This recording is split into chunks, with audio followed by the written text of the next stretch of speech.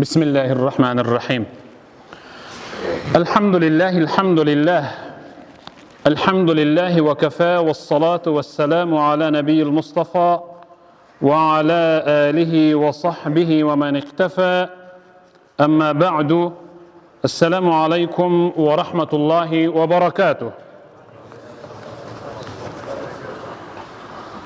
Hurmatlı cemaat, bugün bizde çoğ mayram.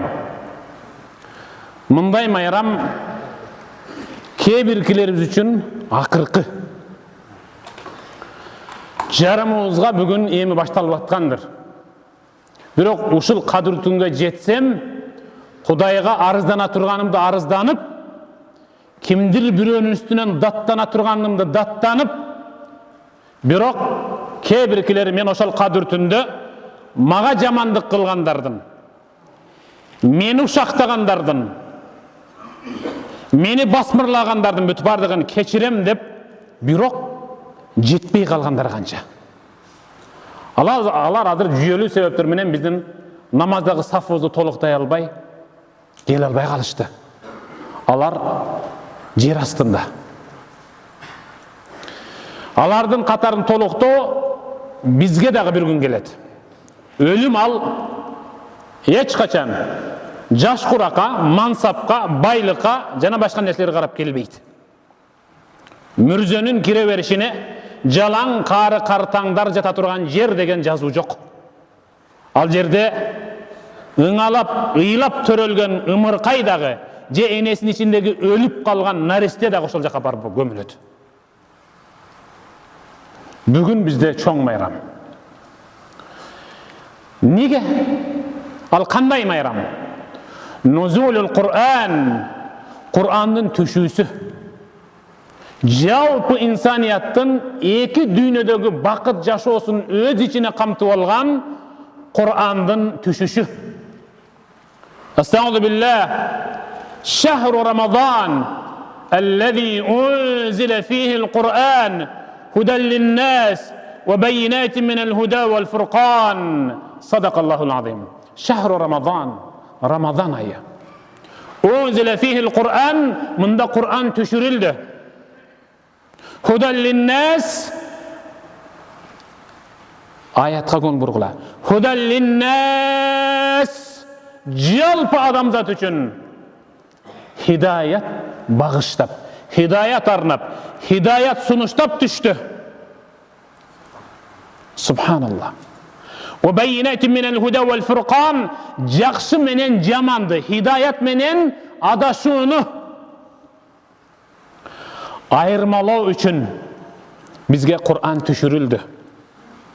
Biz Kur'an menen yaşasak, biz bugün Kur'an okusak, bugün biz okulup atkan Kur'an'dı okusak, okulup bötkön Kur'andın izi menen bugün Allah'a zar kakşap dua kıla turgan bolsok, anda biz utuka жетiştik.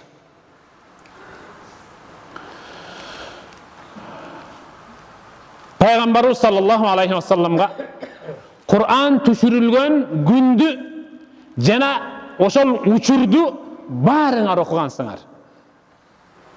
Kantip düşürüldü ele dep azыр çekeden sorasam, barıngар Kur'an mı? Kur'an düşürülüşü al Peygamberimizga Hira toğunun üstünde düşkön dep. Hira toğusu 765 metr biyiktigi. 765 metr biyiktigi. Azırkı 21. kılımda çıkıp düşüşünüz tatal. Azır uşul 21. kılımda barsanız çıkıp düşüşünüz tatal. 14,5 kılım murda Peygamberimiz Muhammed sallallahu aleyhi ve sellem cumasına 3 yol oşol yerge çıkıp ibadat kılıp gayret düşet ele. Gede Hadice enemiz Peygamberga 3 gündük tamagın belendep berse, gede Hadice enemiz Peygamberden kıcalat bolup dağı koşumça çanaçka tamak, ikinci bir çanaçka susunduğunu kuyup alıp 765 metrege ayal zatı Peygamberga tamak taşıp toy kozup düşüp durçu. Emne Peygamberimiz sallallahu aleyhi ve sellem'ga Allah Teala Kur'an'da tegizlikte düşür alabay kaldı mı? Emnege Peygamberimizdi toğu alıp çıkıp anan oşol ünkürdün içinde Kur'an düşürdü. Emnege tegizlikte düşürgen yok. Тода түшүрө алган Аллах тегизиликте түшүрө албай беле. Мында заң кайган чоң сабак бар, чоң сыр бар. Мен ошол тоого чыгып түштүм. Хажга барганда келинчегимди алып, жүр чыгып түшөлү деп. Эркек башым менен мен тилим салаңдап калды чыкканда. Түшкөндө тизелерим кармабай, араң түштүм. Чыгышың кандай болсо, түшүң ошондой татаал болот. Чыгышың оңой болсо бир жерге, түшүң ошондой оңой болот. Азыр бир аз тепкич жасап койгон лестницаларды, темир коюп койгон чекеге мындай кармап чыксын деп. Расулуллах саллаллаху алейхи вассаламдын ордунда эч нерсе жок эле. Бутунун тамандарын таш айырып кетчү. Секичеден секиче жок эле. Эмнеге пайгамбарыбызды чык ушунун үстүнө деп 765 метр бийиктикке чыгарып ошол жерде Кур'анды берди. Бул дегени өзүнчө бир чоң сабак. Кантип түшүрдү Кур'анды десем, азыр сираны окуганыңар баарыңар айтасыңар. Жабраил алейхиссалам пайгамбарга келди. Пайгамбар ошол үңкүрдүн ичинде, Хира үңкүрдүн ичинде ибадат кылып аттı эле. Пайгамбар айтат: "Мен чочуп ордумдан турдум. Офук, асманды, горизонт. Асманды карасам, оң жагымды карасам деле, сол жагымды карасам деле көгөргөн асманды каптап калган бир караанды көрдүм. Ал Жибрил болчу." Жабраил периште ошондой чоң келбети менен асманды каптап туруп пайгамбардын алдына келди. "Мен асманды көрө албай калдым" дейт. Жабраил алейхиссалам мени акырын өзүнө жакындатты дагы, кучактап туруп көкүрөгүнө катуу кысып туруп, мен демим кыстыгып, дем жетишпей калганда, мен эмне болуп атам? Ооруу бул эмне мени кысып аткан дедим. Дейт Расулуллах. Мен дем ала албай кыстыгып калганымда Жабраил алейхиссалам мени бошотуп туруп, "Икра, оку" деди. Оку. "Ма ана биқари", мен окуй албайм да. Мен мурда окуп көнгөн эмесмин. Катты тааныбаймын, окуй албайм десем, дагы бир жолу кысып туруп, дем жетишпей калганда кайра кой берип туруп, "Икра, оку эми" деди. "Ма ана биқари", мен окуй албаймын. Окуй албаймын мен дедим.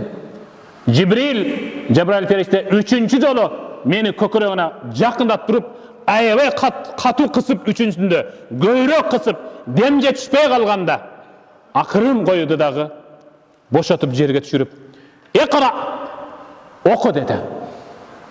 "Ма ана биқари", окуй албайм. Кайсыны окуйын? Эмнеде баштайын десем, "Икра бисми раббик аллази халак. Халакал инсана мин алак."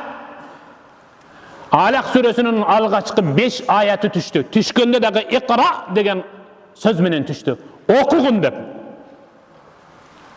"Иъмал", иште деген жери жок. "Иштахид", унтул аракет кыл деген жери жок.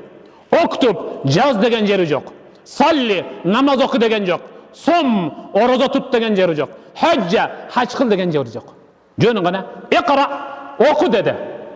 Ал дегени сабатсыздыгыңды жой, деңгээлиңди жогорулат, билимиңди арттыр. Намаз окуш үчүн дагы, орозо тутуш үчүн дагы, зекет берип хажга барыш үчүн дагы билимиң керек. Оку деди.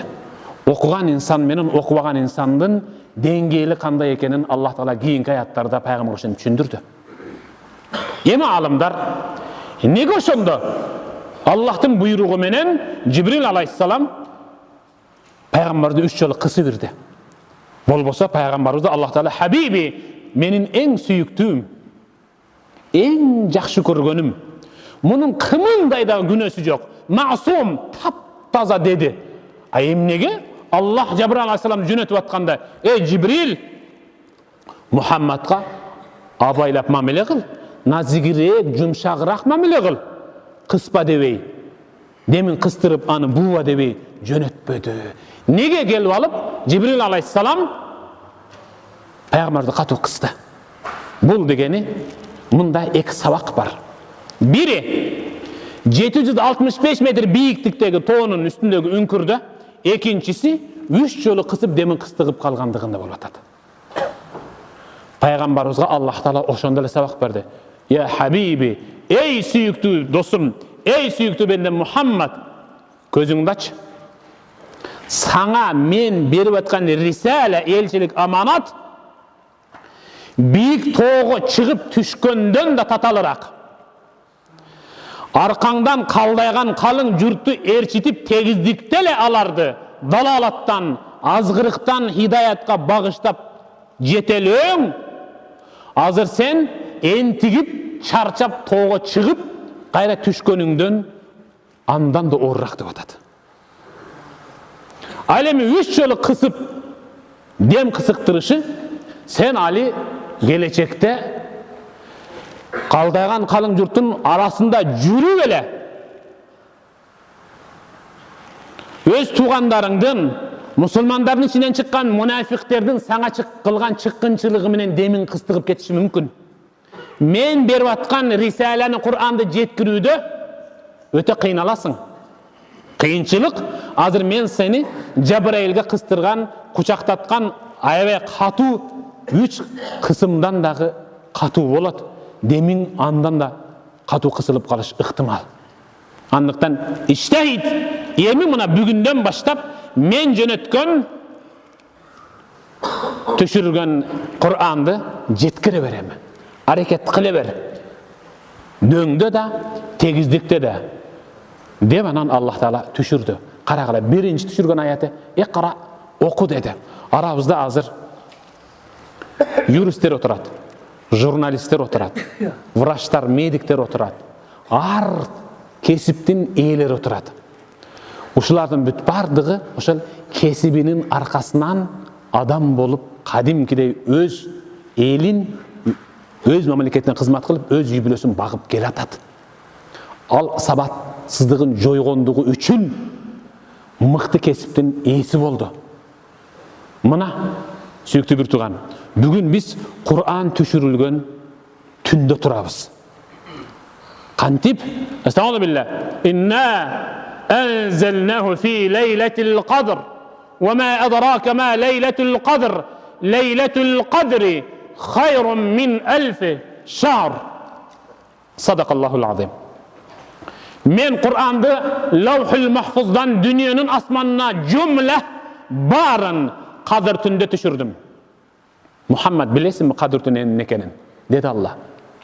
Bilbeysin. Men bildirmeyince bilbeysin. Leyletul Kadir, bul Kadir tün hayrun min elfi şahr, 1000 aydağı Kadir tünü yok, ibadattan artığırak durat деп атады. Subhanallah. Bugün Kur'an düşkön tün. Peygambardı. Cebrail aleyhissalam Kur'an berip atkanda katu kısıp kucактап 3 jolu entiktirgendey bugün emi siz özüңüz katu gözömölgө alın. Kayra gözömölgө alın. Antkeni sizdin gelecek жашооңуз bugünkü tünden göz karandı. Bugün siz koluңuzdu kuşurup, öyde kötörüp, ıylay alsanız, demek utuk sizdiki. Ыйлай албагандардан уялбагыла ыйлагандар. Ыйлай албагандар ыйлагандардан уялсын, ыйлай албагандыгы үчүн. Ыйлагыла бүгүн. Аллах Таала менен эндешкиле, сырдашкыла, жүрөгүңөрдүн түпкүрүндө, кычыгында эч кимге айта албаган, айтуудан уялган ой максат ниетиңди Аллах менен бөлүш бүгүн. Аллахка арызданып ал бүгүн. Bugün kadimkidey Allah'tan soranıp, Allah'ım menin dualarımdı kabul kılууçu kıl. Kabul bolsun, kaysı uçurda bolbosun dualarımdı kabul kıl dep soran. Günölörümdü keçir, imanımdı bekem kıl, namazga dağı, orozoga dağı bekem kıl dep soran. Bugün egerde siz sajdada turup tündü taňattırsaňız, je tiliniz tasbih menen taňatsa, subhanallah, elhamdülillah, Allahu akbar dep. Demek sizdin gelecek yaşooňuz kийинки Ramazanga çeyin sajda tasbih, tekbir, tahmid menen ulanat. Бүгін біздің мешітке келе албай қалғандар, же бардық мешітке бара албай, же барғысы келбей, сыналғын астында, же футбол аянчасында футбол менен таң аттырып аткандардын бардығының келерки кийинки жашоосу, кийинки Рамазанга чейин алардын жашоосу оюн зоок, азгырык жана башка нерсе менен өтөт. Эмнеге? Лейлетул Кадр бүгүн биздин тагдырлар дагы бир жолу өзгөртүлө турган түн. Бүгүн биздин тагдырыбызды Аллах Таала ар бир периштеге анын аракетине, ибадатына жараша жаңыла деп Аллах буйруй турган түн. Сүйүктүү бир тууган, келгиле. Ар бирибиз чын жүрөктөн дагы бир жолу 8 рекет таравих намазды окуйбуз, андан кийин эс алып дагы сабагыбызды баштайбыз, андан кийин 4 рекет таравихти бүтүрөбүз, анан дуа кылабыз, Аллах Таалага зар какшап, ыйлап, көз жаш төгүп, андан кийин дагы чоң сабагыбызды баштайбыз иншалла. Бүгүн түн ушинтип уланат. Түнүбүз аябай кыска, үнөмдөй билейли. Саат толук 2ден баштап сохор жегенге даярданабыз. Болбосо жетишпей калабыз. 3дөн 3-4 мүнөт өткөндө гана сохор убактысы төгөнүп калат. Келиштикпи жамаат? Аллах разы болсун.